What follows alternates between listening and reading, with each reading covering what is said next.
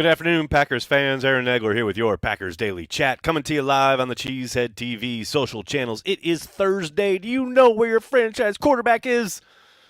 I think he's probably in California chilling, waiting for this trade to go through, just like everybody else. My goodness, this thing continues to drag on.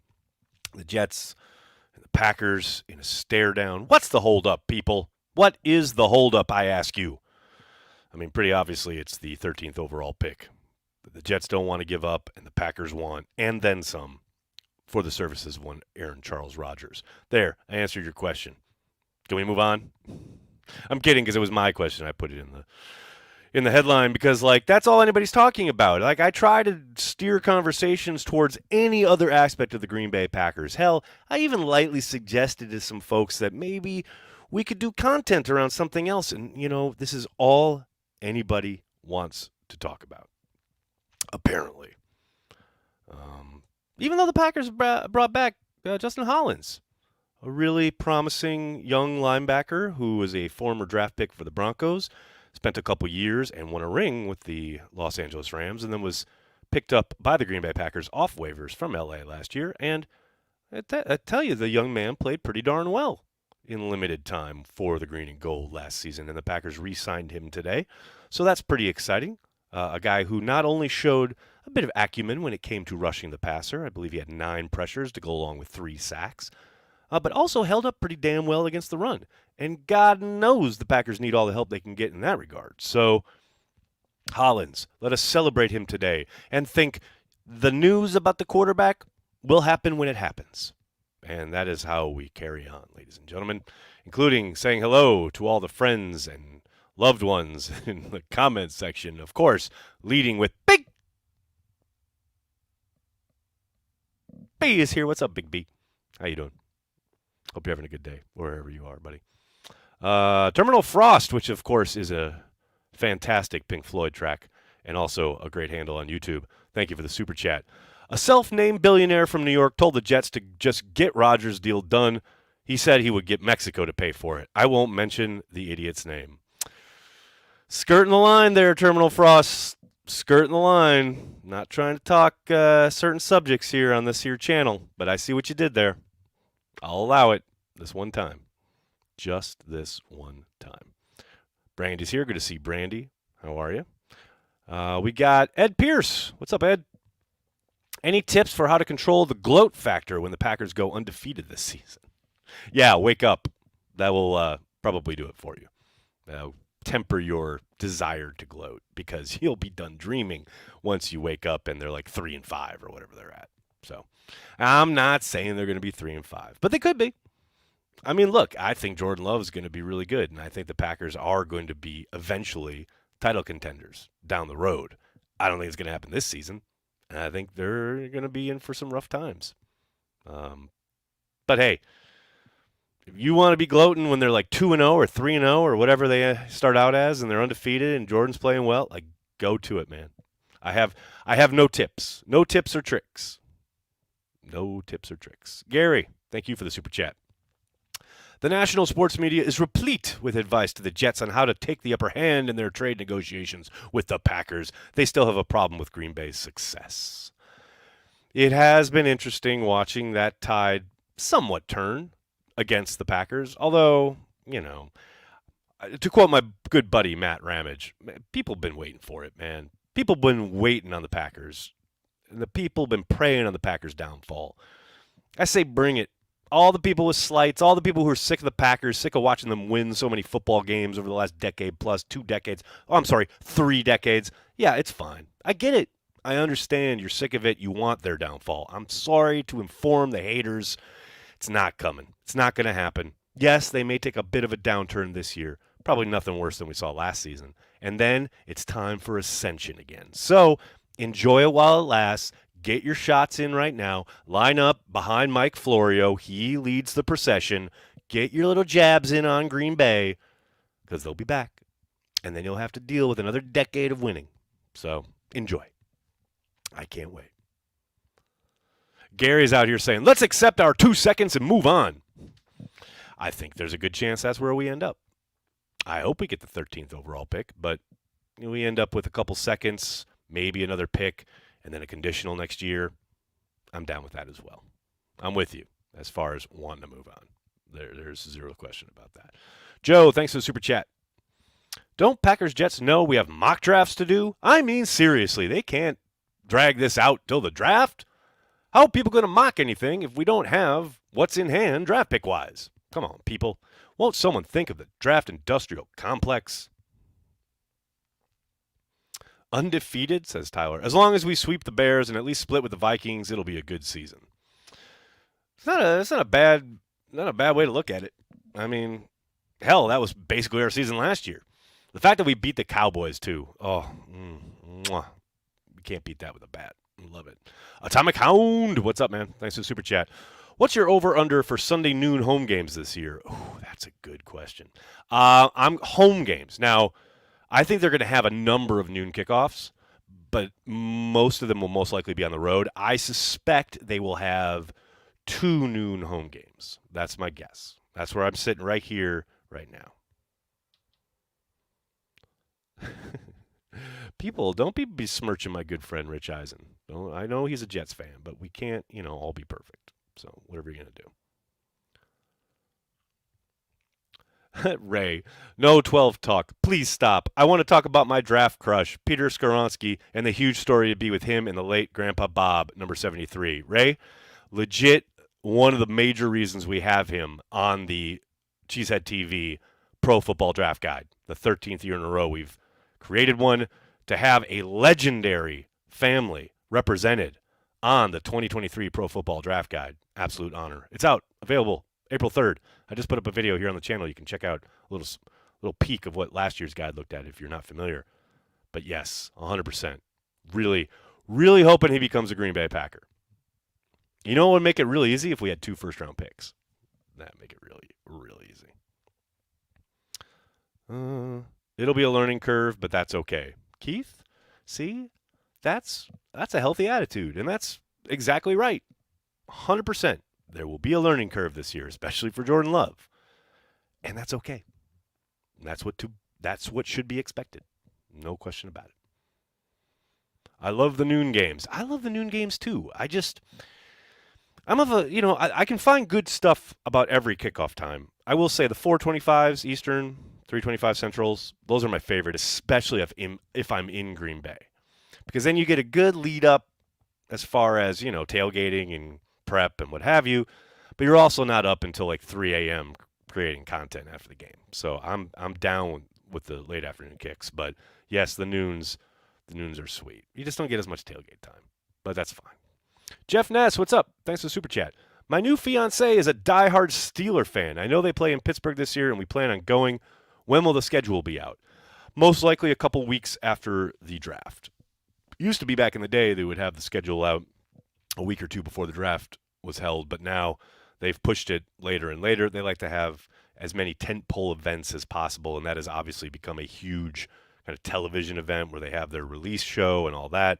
So, yeah, I would say probably early May, first or second week of May would be my suspicion. And, hey, congratulations, new fiancé. Pity about the Steelers fan, but the best part about that union right there is you can, for the rest of your life together, say, honey, I know I was supposed to take the garbage out, but, the Packers did beat the Steelers in that Super Bowl. So I kind of have, first dibs on everything forever. See how that works out. And then ask me why I'm divorced. Amy, thanks for the super chat. I know it's just 2 spots, but could you see a scenario where we took their second rounders and asked to swap our firsts? Amy, I think it's possible. I'm sure it's in the conversation. I'd be surprised if that actually ended up transpiring. I think the Packers want a bit more. But that doesn't mean that it can't happen. And, hey, 2 spots can be the difference as far as, blue chip players. You never really know. You got Rashawn Gary at 12. You get another Rashawn Gary at 13. I'm down with that. You never know. There could be very much a difference maker kind of in those 2 spots that you're able to take. So, obviously, though, that is up to the pro personnel people, the college personnel, all the people in 1265 Lombardi to be able to determine who might be available there and to make the call of, well, this is probably, worth it to do that along with the extra second-round picks. yeah, I'm not completely dismissing that idea out of hand. I think there's a possibility that happens. Curly Bill, thanks for the super chat. Flew over MetLife to Newark, some ugly real estate. Hey, man, we ain't out here in New York City area, New Jersey, what have you, trying to impress you, okay? Man, we're just trying to make things work. I don't know. You're right. It is ugly as hell. Ayahuasca, what's up? Thanks for the super chat. I know you said you would draft a QB and develop for QB2, but wouldn't it be beneficial to Love to have a vet on the sidelines during games? You mean like he had a vet in front of him for the last 3 years? I mean, sure, I don't know. What's he going to tell him? Hey, kid, they played cover 2. Really? Because that's what the pictures tell me, too. I mean, yeah, I suppose. But the man understudied under and with one of the greats of all time. I just don't know, what Blaine Gabbert is going to tell him that the coaches aren't going to be able to, or Tom Clements is going to be able to. You know what I mean? Again, I'd much rather have a young rookie to learn and develop along with Love rather than some guy holding the clipboard that you're paying a couple mil to because he's taking a few snaps in the NFL. And that's not to discount experience, not to discount what a veteran presence could bring. I understand your point, and I think the Packers probably are looking that way. If they could ever get this Rodgers deal done, I think they probably will call some backup dudes and see if anybody's amiable to come into Green Bay to do exactly what you're talking about. I'm just of the mind of, man, let's develop some talent at the most important position. That's just me. It's just my thought process. John, thanks for the super chat. What's the holdup with Burns to the Cubs? Ha ha ha ha ha ha. That's not funny, man. That ain't funny. There's nothing funny about that, man. Why are you up in here trying to get me upset on a Thursday? I know. I saw Burns hired the new agent, Boris, and he's gone. He gone. And I know I saw all these Brewers fans like, oh, well, they screwed around with the $750,000, whatever, blah, blah, blah. He was gone anyway, people. They were never going to be able to keep him. And nothing they did with an arbitration was going to change that. They could roll out the red carpet, throw rose petals, and treat him like coming to America. It wouldn't matter. He gone. This is life as a Milwaukee Brewers fan. Oh, you got a really good player? He gone. Burns to the Cubs. Get the fuck out of here. Riley, thanks for the super chat. Just as impressive as QB play last 30 years is stability of GM and scouting last 30 years, straight from Wolf to Thompson to Goot. I very much agree. I think their program has proven that they know how to identify talent, how to put rosters together. There will always be naysayers. There will always be people saying they could have done this or they could have done that. And guess what? Every single general manager and every single personnel program has just as many, if not more, hits and misses. So many people love to pick apart everything Brian does wrong, everything Ted does wrong, everything Ron did wrong. But guess what? There's a reason they've won as many games as they have. And yes, they identified and developed 2 really good quarterbacks, no question about it. But they also found a bunch of really good football players. And I'm so sick and tired of people saying, oh, well, it's just the quarterbacks. Man, it is a team game. It is the ultimate team game. And you need people on that team to help said quarterbacks. So sick of it. Ryan, what's up, man? Thanks for the super chat. Florio and Sims are crazy to think the Jets have the upper hand. How many primetime games do you expect? Well, Sims, I listen to Chris. I worked with Chris, and he can be out there, and I get why people pile on him, but I know the man does the work, and I know the man really is earnest in his rankings and, means what he says, and he's not doing it for show. And, yeah, sometimes it's out there, and I think it's crazy. But I respect Chris. I really do. Mike, he just hates the Packers. We all know this. That's not even hello. That's obvious. Vikings fan says, what? How many primetime games do I expect? 3. Sadly, probably 2 away, 1 at home. I hope it's flipped, though. Games are won in the trenches. Yes, they are. 1,000%, which is why I really hope we get a defensive tackle in the draft. Need some help there. Oh, here we go. Matthew trying to stir it up here. Matthew says, should be interesting to see how bad Matt LaFleur gets exposed as a fraud this year. Matthew, what are you going to say if they're really effective on offense and efficient and move the football and score points? I'm sure you're going to be back here in 6-7 months saying, wow, I was really wrong about Matt LaFleur. Oh, wait, no, you won't be. That's great. Okay, good. Man, you Packers fans don't know how good they have it. It's hilarious to me. You talk about the most entitled town comment of the week. Congratulations, Matthew. Ring it up. Unbelievable. Justin, thanks for the super chat. Seems like Corey is pretty salty towards Rodgers. It does kind of seem like that, doesn't it? Yeah, he's been a little pissed, a little irked, a little over it for a bit now. And hey, you guys know, I mean, I get accused of being a Rodgers hater all the time, which is adorable. But, Corey doesn't hate Rodgers. He appreciates everything the man did for the organization, but he also recognizes that it's time. And also, I believe Corey would not reprimand me for saying this, because I believe we are of like-minded here. Man, no one human is bigger than the franchise or the organization. And at some point, when everything is beholden to one guy, it is definitely time to move on. And that time was last year. And we're a year later. And it's very apparent how everything has been beholden to one person. That's unhealthy. It's a bad place for the organization to be. I don't begrudge Corey for feeling that way in any way, shape, or form. But hey, come on by the draft live stream all 3 days. It's going to be a lot of fun. I'm sure Corey will have plenty to say. I asked him, actually, yesterday we had a Cheesehead TV meeting, and I asked him if he wanted to do a transplant. And unfortunately, we're not going to have time before the draft. Really wanted to get one out. Maybe I can convince him once the trade becomes official and he gets all in his feelings, and maybe I get him all emotional, and then I just spring it on him, and then they'll want to do it. That's possible. But right now, it's looking like we won't get Corey on camera until the draft. Matt, thanks for the super chat. Big Dog and Cobb retiring? Well, I don't think so on Cobb. I know Bill Huber had a piece stating a couple weeks ago, I think 2 weeks ago, that Cobb intends to keep playing, whether it's in New York with Aaron or elsewhere. So I don't think so. Big Dog, it's a possibility. I haven't heard anything on Big Dog. Maybe there's something out there that I'm not aware of, but I haven't heard one way or the other on Big Dog. So we'll see.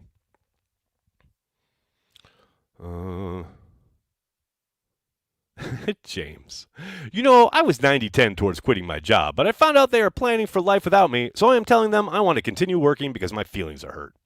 James, I don't know. What are you referencing there? What could you possibly be referring to? Just don't mention practice squad players with Corey and you'll be fine. Correct. Ray, yeah.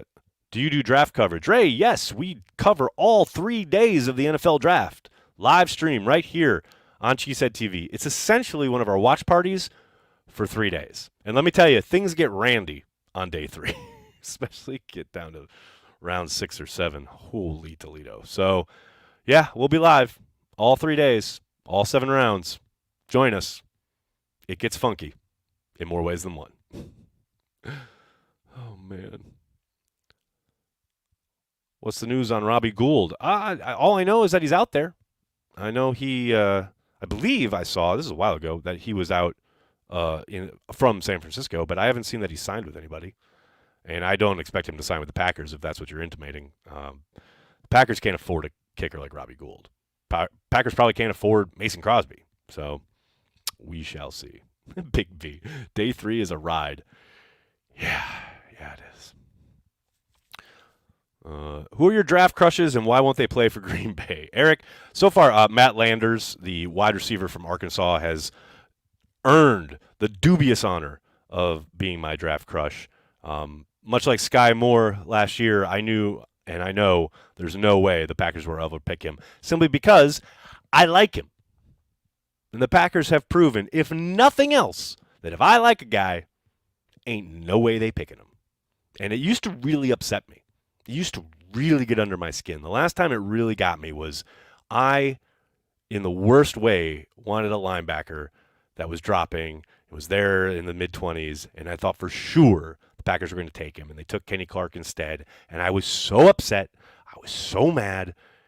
And then Kenny Clark turned out to be Kenny Clark and like one of my favorite players of all time. So from that moment on, I've kind of been like given over to the fact that just because I like a guy doesn't mean the Packers don't know what they're doing and they're going to select somebody else. And that guy is going to turn out to be a great Green Bay Packer, and I'm going to be fine with that. So, yeah, it's just there's nothing scientific about it. I just know if I like a guy, Packers ain't picking him. Ain't no way. Ain't no way. Was your linebacker Miles Jack in his bad knees? Yes, Nick, it was Miles Jack. And by the way, bad knees. The Packers checked out his knee, and it was fine. I got word direct on that. But they went with Kenny Clark. And also, Miles Jack was pretty damn good there at the start with Jacksonville. Any vet wide receiver help coming? Johnny, maybe right before the draft would be my guess. Now, who that would be, I have no idea. But it's going to be Sammy Watkins-esque would be my guess. Now, hopefully, yes, a little healthier than Sammy Watkins, but that's the type of signing I would expect. I wouldn't expect some major name. Now, I say that, and they'll sign OBJ as soon as I get done here. But, yes, I suspect they will add a veteran wide receiver. Maybe in the trade with the Jets, though I doubt it. But they will add a vet. Brian made it pretty clear he wants another guy in the building. And, hell, they need the bodies, if nothing else. Do I think we lose Amos? Yes, I do. I know I saw Gil put up a nice piece at Cheesehead TV about bringing Adrian back, somewhat on a vet's minimum type contract, or at least team-friendly. I'll be surprised if he doesn't, A, sign a contract someplace, and B, if it's not in Baltimore. That would be my suspicion. But I'd love to have Amos back in the fold. I do think he had a down year last year. I do think he played much better down the stretch, especially in that Minnesota game in Lambeau. But, hey, it takes two to tango, and I think the money's got to be right, and I think a lot of other teams can offer him a lot more than the Packers can. And that's, there's no knock on Amos. I think he's a really good player. And wish him nothing but the best. But, yeah, I'd be surprised if the Packers brought him back. I really like safety Branch in this draft. Thoughts? Michael, I love him. The problem is his athletic testing is not within the thresholds of the traditional Green Bay Packers draft pick. I really like him as a player. I saw a report live on the scene today that Brian Gutekunst dabbed him up at the pro day, so anything's possible. But, yeah, no, I'd be surprised if he was a Packers selection just because of the testing.